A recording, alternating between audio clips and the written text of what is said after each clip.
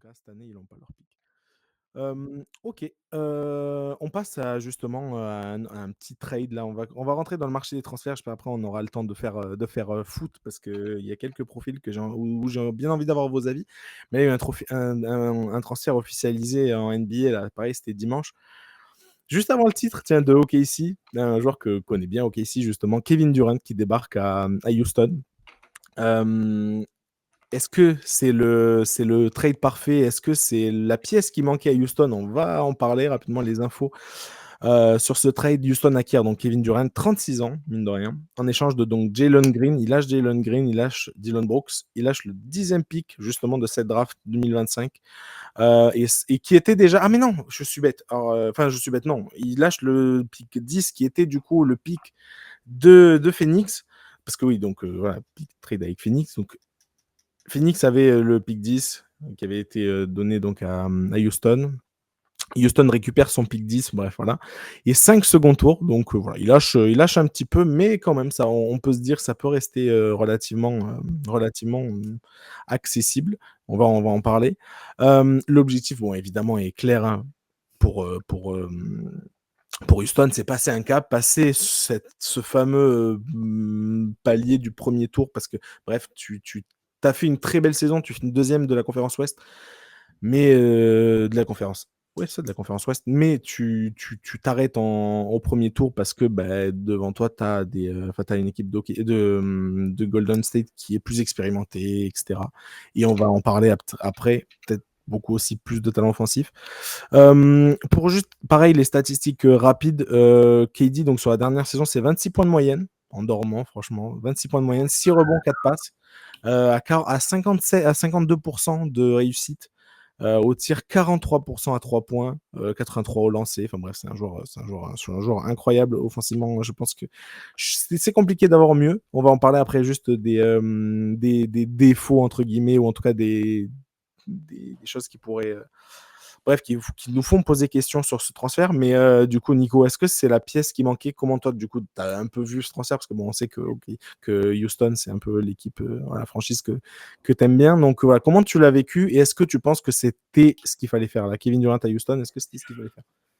Bah, alors oui, sur le papier, avoir un joueur comme ça de 36 ans, double champion NBA, quadruple champion olympique, et puis tu as dit gros marqueur, voilà, ailier de grande expérience, donc on se dit que ça peut être la pièce manquante à Houston pour aller chercher le titre, parce que j'ai quand même l'impression que ça reste une ambition pour eux d'aller chercher le titre l'année prochaine, ou en tout cas d'aller au moins un peu plus loin en playoff, un peu plus loin chaque année.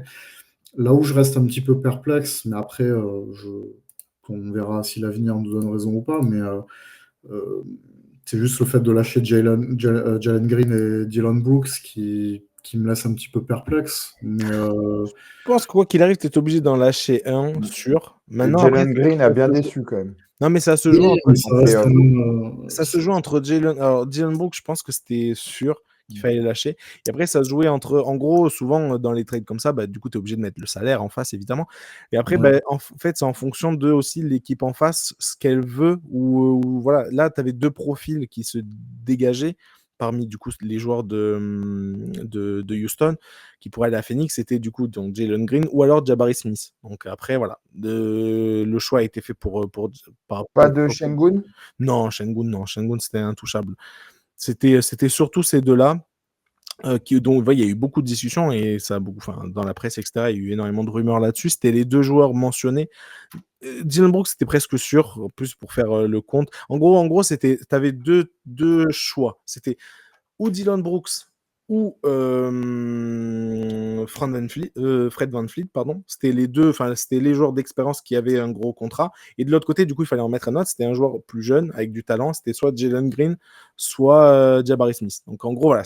Après, tu choisis, du coup, l'attraction que tu veux, mais c'était obligatoirement deux des quatre. Donc, voilà. Ouais, ouais.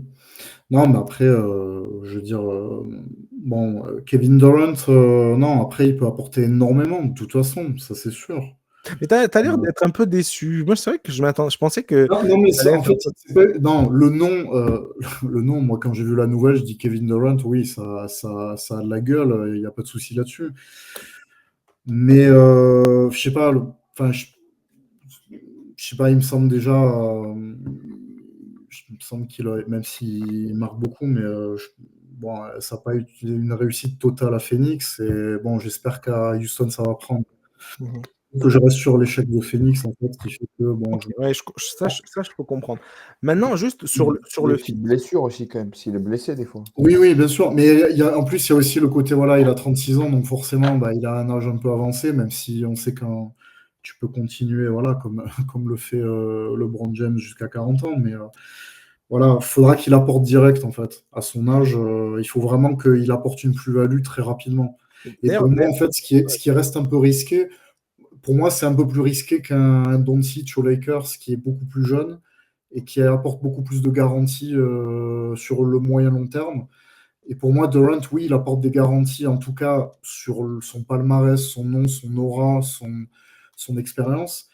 Mais je reste mitigé sur son expérience de Phoenix. Après, comme tu dis, Greg, il a été blessé, donc à voir. Mais c'est sûr que s'il joue à son niveau, ça sera une vraie plus-value pour Houston. j'ai bien envie d'avoir l'avis de Greg, mais juste je vais donner rapidement le mien. Mais c'est vrai que moi, quand j'ai appris ça, je me suis dit, mais c'est incroyable à quel point c'est le fit parfait. Je vais juste parler de fit parce que j'aime bien prendre les choses par ce prisme-là, surtout en NBA, dans le sens où tu l'as vu et on l'a vu, ça manquait terriblement et d'efficacité et de talent offensif, notamment contre Golden State. On me parle Et d'expérience aussi. d'expérience. On parle d'expérience, mais c'est vrai que l'expérience, bon, c'était plutôt pour moi, c'était plutôt l'expérience du groupe qui manquait. C'était pas tant l'expérience individuelle. Oui, comment dire, les leaders sont jeunes. Bah, il y avait Jalen Green évidemment, mais Sengun est jeune et c'était du coup sa première expérience en playoff. Mais à côté, voilà, tu avais des joueurs qui avaient Fred VanVleet est champion NBA. Dylan Brooks a fait des finales de conférence contre Golden State à l'époque où il était à Memphis. C'est des joueurs il y a des joueurs qui en ont. Moi, c'était pas tant l'expérience, moi, c'était plus, c'était l'expérience de groupe déjà. Et ensuite, le talent offensif, l'efficacité, mais le talent offensif qui manquait, en fait, tu l'as en Kevin Durant, je l'ai dit tout à l'heure, mais c'est 26 points en dormant dans une équipe qui fonctionne tellement mal. 40, et malgré ça, c'est 52% de réussite au shoot. C'est-à-dire qu'un shoot sur deux, en fait, il met, il est dedans. C'est vraiment. Oui, il a une grosse marge, en fait, hein, ça c'est Voilà, sûr. c'est un shoot sur deux, il est dedans. Donc, quoi qu'il arrive, c'est incroyable, c'est indécent de réussite. Et 43% à 3 points. C'est-à-dire que, voilà, c'est, pour parler mathématiques, c'est 4 shoots sur 10, en fait, ils sont dedans, à 3 points. Et rien que ça. Tu l'envoies sur la ligne, tu fais faute sur lui, tu l'envoies sur la ligne, c'est que c'est voilà, 85% de réussite. Je sais, enfin, encore une fois, que si on prend toute la carrière, Kevin Durant, c'est 27 points de moyenne en carrière, 7 rebonds, 4 passes, membre 2 fois du groupe, donc du fameux club, 50, 40, 90, donc 50% au shoot, 40% à 3 points, 90% au lancer franc. Bref, sur la réussite du tir, c'est 2 fois membre de ce club-là en 2013 et 2023. Alors oui, il a des blessures, tu as eu raison. Il y a eu une fracture du pied en 2014, bon, elle commence à remonter. Il y a eu une rupture du tendon d'Achille en 2019. Mais la vérité, c'est que depuis cette blessure-là, bon après, il a eu des petits pépins par-ci par-là, mais depuis cette blessure en 2019, ses stats sont presque pas supérieures, mais franchement, sont presque équivalentes. Il est incroyable. Et c'est vrai que bon, il a joué 62 matchs, il me semble, la saison dernière. Il a été limité par justement cette blessure à la cheville. Mais 62 matchs, mais quand même, 62 matchs, ça reste une belle saison. Franchement, si tu vois, tu t'apportes cette. En fait, tu as tellement un backcourt solide. Je veux dire, tu as en gros une raquette. Franchement, elle est belle, quoi. T'as signé Steven Adams, qui est du coup le remplaçant de Sengun. T'as Sengun. T'as du coup Jabari Smith. T'as Tyree Eason. Comment il s'appelle mince, j'ai oublié. Bref, t'as du joueur. Ce que je veux dire, c'est que t'as du joueur. Si t'as besoin de faire reposer Kevin Durant, tu peux largement. La saison dernière, t'es deuxième, alors que franchement, c'est la première saison, belle saison de ce groupe, avec du coup un nouveau coach.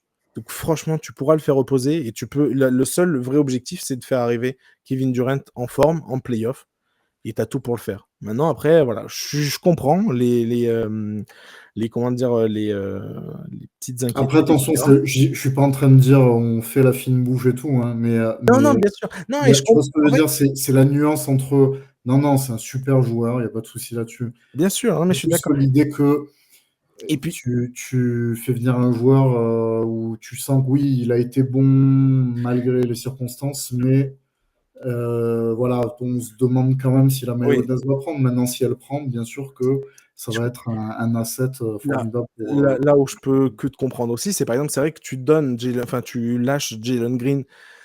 Le pick 10 de ce draft, bon, ça, je pense qu'il fallait le donner quoi qu'il arrive. Mais tu lâches Jalen Green, je comprends le côté, il a énormément de talent, ce garçon. Voilà. C'est Mais ça, c'est un peu, voilà. parfois, c'est un peu aussi, il a un peu aussi un côté pétard mouillé. Il a un effet pétard mouillé, c'est-à-dire tu t'attends tellement à quelque chose d'énorme avec ce garçon, et finalement, il n'y a rien. Et moi, il m'a énormément déçu cette saison. Donc, bref, je suis peut-être pas objectif là-dessus, mais c'est vrai que tu le lâches pour possiblement, et c'est là où pour moi il y a le petit, bref, la petite incertitude, c'est que tu lâches probablement ça pour une seule année de KD, parce qu'on le rappelle, KD est en fin de contrat, c'est sa dernière année. Donc si tu le re-signes pas derrière, c'est vrai que tu as lâché tout ça pour une année de KD. Et ça peut, je comprends ce que tu veux dire, ça peut, dans un an, si du coup tu gagnes pas le titre et KD part, bon, ben tu dis ok. Et de l'autre côté, si par exemple Jalen Green s'éclate avec Phoenix, ou alors si justement Jalen Green sert dans un trade pour faire venir un joueur, je sais pas, de Boston ou quoi, machin, bah ouais, là tu te dis, ouais, là ça met les boules, je peux comprendre. Greg, rapidement, comme ça au moins on fait juste là-dessus, ouais, ton mot de la fin sur ce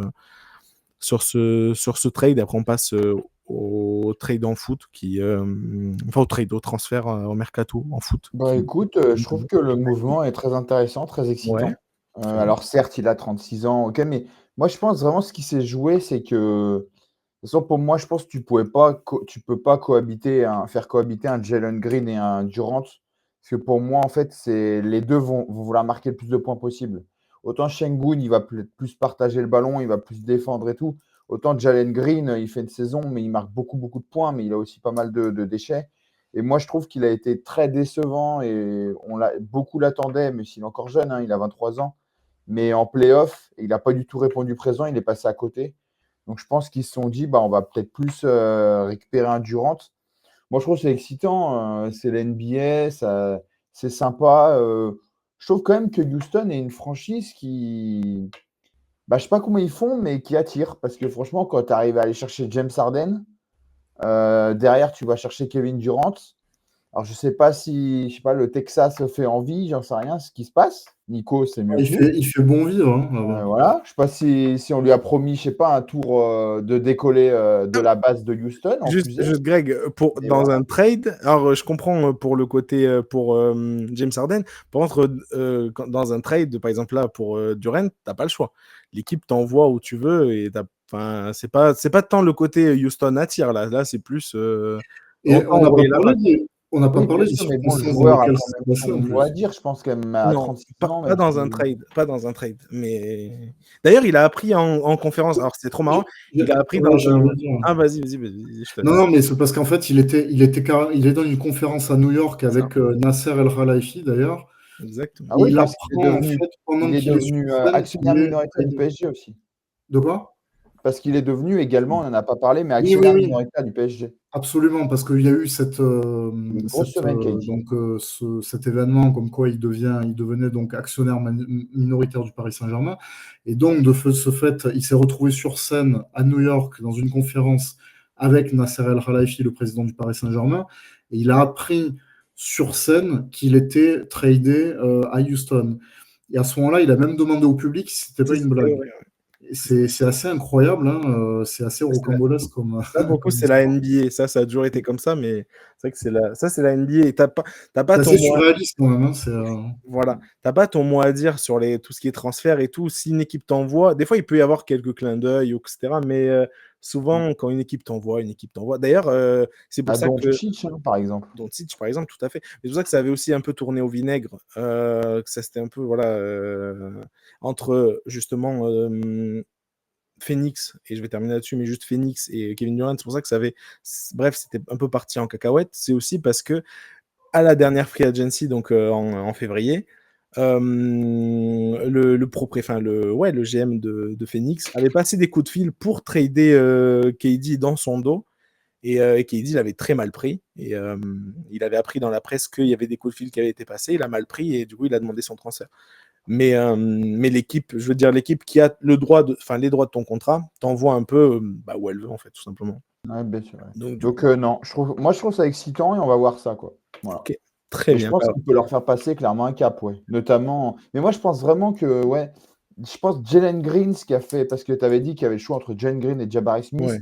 Je pense qu'à mon avis, vraiment, je peux me tromper, hein, mais je pense qu'ils se sont dit, on ne pense pas que Jalen Green, même si l'an prochain on retourne en playoff, tu vois, ce soit peut-être, il ait les épaules, tu vois. Parce que moi, il m'a énormément déçu. Tu vois, il est passé au travers de ces playoffs, c'était une catastrophe. Il n'y a pas un match où, alors qu'il met des 35 points en saison régulière, il fait des gros matchs. Et je pense qu'ils se sont dit, voilà, on va miser sur un plus vieux, mais qui peut nous apporter, c'est risqué parce que c'est une valeur sûre, en fait. Voilà, quoi. Ce Jalen Green, ouais, comme tu as dit, c'est un pétard mouillé, quoi. Il est capable de prendre feu une fois, enfin, en saison régulière, mais en playoff, il n'est pas là. Et tu vois que Houston perd, quoi. Voilà. C'est ça. C'est ça. En tout cas, bref, on a hâte, évidemment, du coup, maintenant de faire. Juste, Van Vliet reste aussi, ça. Oui, Van Vliet, du coup, est là. Ouais, parce que Van Vliet, Durant, niveau expérience, t'as Sengun, c'est pas l'expérience, mais c'est quand même la puissance et c'est le talent. Jabari Smith, franchement, il y a aussi l'autre, comment il s'appelle ils sont deux, il y a son frère à Détroit. Mais c'était lui que j'ai oublié son nom tout à l'heure, donc je vais pas le retrouver là. Les Thompson. Oui, Thompson, ouais, Amen Thompson. Il y a lui aussi qui a bien progressé, donc franchement, Nico, ton équipe, franchement, elle a de la gueule, vraiment. Du coup, c'est ce que je vais dire, j'ai très très hâte maintenant de faire nos pronos, qu'on fasse nos pronos pour la saison régulière, voir où est-ce qu'on met Houston, parce que là, franchement, KD, ça fait combien de temps qu'il n'était pas dans un projet aussi propre que Houston? Ça faisait depuis Golden State, parce qu'il a fait Brooklyn, Brooklyn avec Harden et Kyrie, c'est vite parti pareil en cacahuète. Phoenix, c'est quoi ce choix horrible de prendre Bill? Bref, là, tu es dans une franchise, franchement, où les choix sont très très propres depuis 2-3 ans, et la draft notamment de Sengun, etc. C'est tellement propre que franchement, j'ai hâte. J'ai très très hâte de voir ce que ça va donner. On voit quand même dans l'ensemble une trajectoire qui est quand même ascendante dans tous les cas. Ouais, C'est-à-dire, on se rappelle que l'année dernière, ils avaient loupé les playoffs d'un point de très peu sur le dernier match, et puis l'avant-dernier match plutôt contre Dallas. Et puis il y avait eu ensuite, là cette année, je pense qu'ils ont surpris beaucoup de monde avec cette deuxième place en saison régulière. Bien sûr. Et je pense vraiment que ça a été c'est vrai, le manque de talent offensif, mais le manque d'expérience à jouer. Et je pense que